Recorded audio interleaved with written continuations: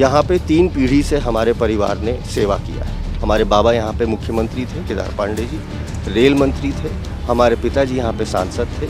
मुद्दा ये नहीं है कि राजद जीतेगा कि कांग्रेस जीतेगा, मुद्दा ये है कि बीजेपी को हराना है। मेरा समीकरण उनसे ज़्यादा मजबूत है।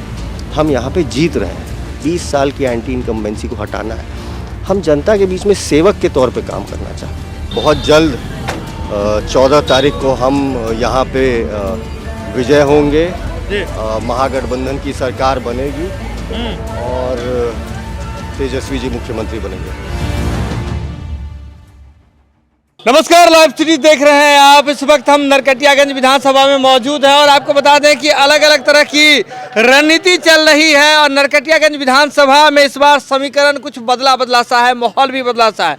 इस बार महागठबंधन से नरकटियागंज में शाश्वत केदार जी को प्रत्याशी बनाया गया है कांग्रेस के सिंबल पर। हमारे साथ बातचीत के लिए भी मौजूद हैं शाश्वत जी। सबसे पहले नमस्कार है। नमस्कार। क्या चल रहा है, कैसी तैयारी चल रही है? बहुत अच्छी तैयारी चल रही है, आपको भी दिख रहा होगा जी। यहाँ पे हम लोग परिवर्तन की ओर बढ़ चुके हैं, अग्रसर हैं और बहुत जल्द 14 तारीख को हम यहाँ पे विजय होंगे, महागठबंधन की सरकार बनेगी और तेजस्वी जी मुख्यमंत्री बनेंगे।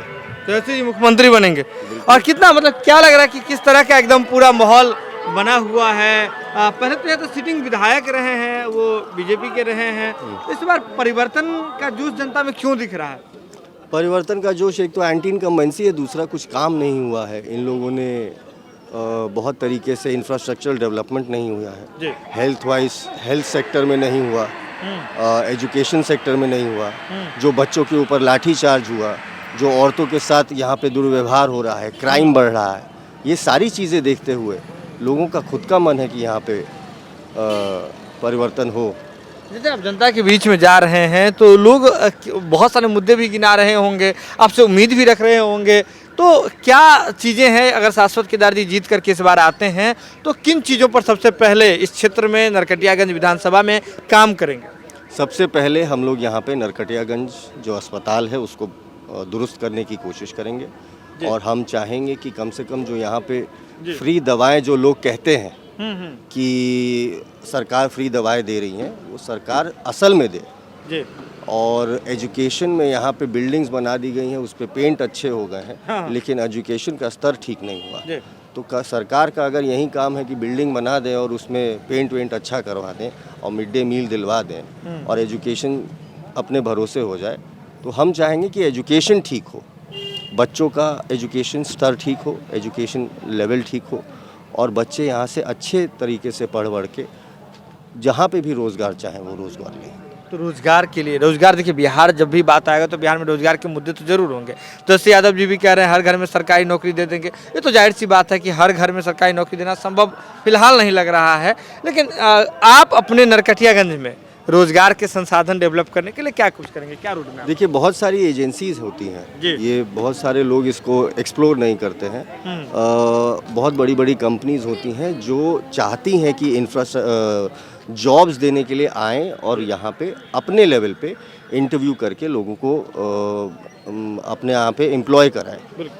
समस्या ये हो जाती है कि उसको क्योंकि एक्सप्लोर नहीं किया जाता, उसका एक्सप्लॉयटेशन होता है। वो एक्सप्लॉयटेशन ख़त्म करेंगे अगर, तो वो कंपनीज आएंगी अपने आप।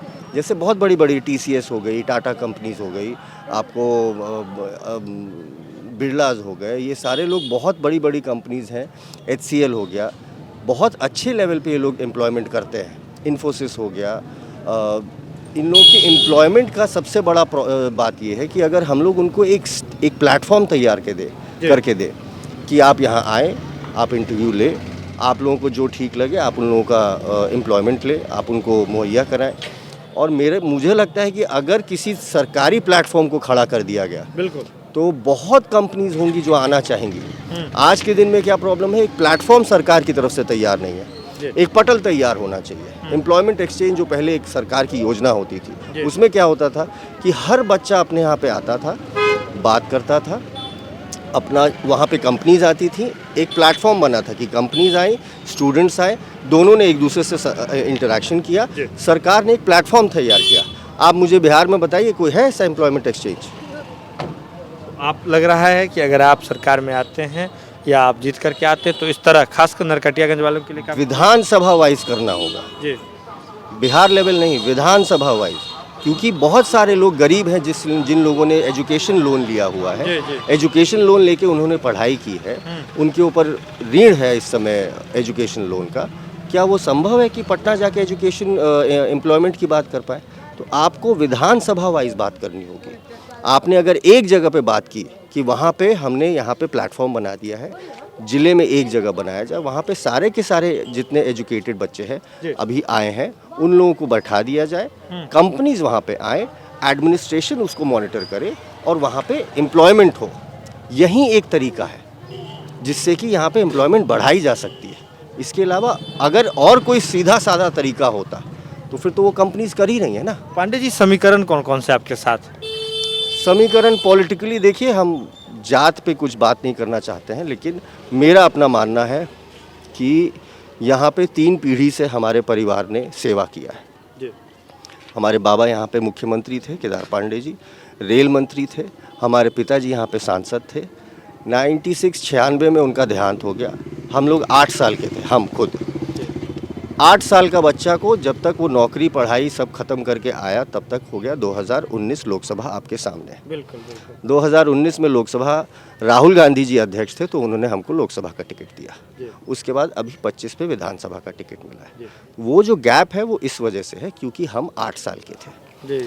अब क्योंकि लोग, हम जब आए हैं तो लोगों का जो स्नेह है, जो रिश्ता रहा है, 3 पीढ़ी से रिश्ता है, आप समझ सकते हैं कि जिनके दादा परदादा हमारे दादा परदादा के साथ मिल के काम कर चुके हैं, आज वही लोग तो यहाँ खड़े हैं।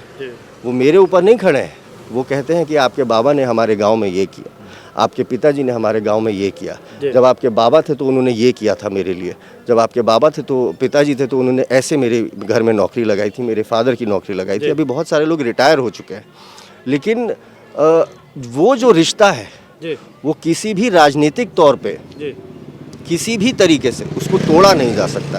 तो मुझे पूरा विश्वास है कि जातीय समीकरण छोड़ दीजिए, वो रिश्ता ही अपने आप में बहुत बड़ी बात है। इतने बड़े परिवार से होना, जिस परिवार में मुख्यमंत्री हो और जिस परिवार में रेल मंत्री हो, इतने बड़े परिवार से होना और फिर इस विधानसभा चुनाव में चुनौतियों का सामना करना, चुनौती किसे मानना? चुनौती तो जनता है, कैंडिडेट नहीं होता है, पार्टी नहीं होती है, चुनौती जनता होती है। जनता का प्रेम आपको मिल जाए वही चुनौती है, अगर जनता का प्रेम नहीं मिलेगा तो चुनौती है। तो मेरे सामने जनता का प्रेम है, जो हम लोगों की पार्टी जो कहती है कि हर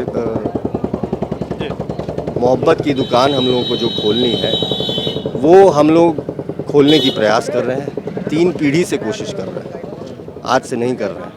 तो हमें पूरी उम्मीद है कि लोग हमें प्रेम देंगे, स्नेह देंगे, अपना आशीर्वाद देंगे और हम लोग यहाँ से जीतेंगे। और दिख रहा है महागठबंधन का अलग थोड़ा माहौल भी यहाँ दिख रहा है। मुझे ये बताइए, आप कांग्रेस के सिंबल पर हैं, कांग्रेस ने बनाया, आरजेडी के भी सिंबल पर यहाँ लोग उतरे हुए हैं, प्रत्याशी उतरे हुए हैं, तो ये तो दिक्कत हो जाएगा ना, वोट में डिवीजन हो जाएगा ना। ये आपकी पार्टी महागठबंधन पे इंटैक्ट कहाँ दिखती है? देखिए, इस बात को गुमराह करने का बहुत सारे लोग कोशिश कर रहे हैं। मुद्दा ये नहीं है कि राजद जीतेगा कि कांग्रेस जीतेगा, मुद्दा ये है कि बीजेपी को हराना है। अब साथ ही नहीं है, एक तो पुराना कहावत है, बुजुर्ग बताते हैं, एक अकेला अकेला लकड़ी होता है तो टूट जाता है, साथ में रहता है तो कोई गट्ठर नहीं तोड़ पाता है। अब महागठबंधन, उसकी गांठ अगर ऐसे ही खुल जाएगी लोगों के बीच में, कोई गांठ नहीं खुली है। ये मिसकंसेप्शन है लोगों का, ऐसा नहीं है। सबसे बड़ी बात ये है कि पहली बात, हमारे दोनों लीडर्स ने ये डिसाइड किया कि एक कांग्रेस का प्रत्याशी होगा, एक राजद का होगा। तो ना तो मेरा इसमें कुछ कहना ठीक है, ना शायद दीपक जी का इसमें कुछ कहना ठीक है, जो प्रत्याशी हैं राजद से, क्योंकि वो भी वहाँ के सिपाही हैं, हम भी कांग्रेस के सिपाही हैं। भाई, जब उनको सिंबल मिला उनका स्वाभाविक है यहाँ पे लड़ना, हमको सिंबल मिला तो हमारा स्वाभाविक है यहाँ लड़ना। हम लोग लड़ रहे हैं, लेकिन हम ये बात जानते हैं, दोनों लोग, वो भी जानते हैं, हम भी जानते हैं कि हम लोगों का लक्ष्य ये नहीं है कि आप जीतें या हम जीतें। हम लोगों का लक्ष्य ये है कि जो भी हो भाजपा हारे।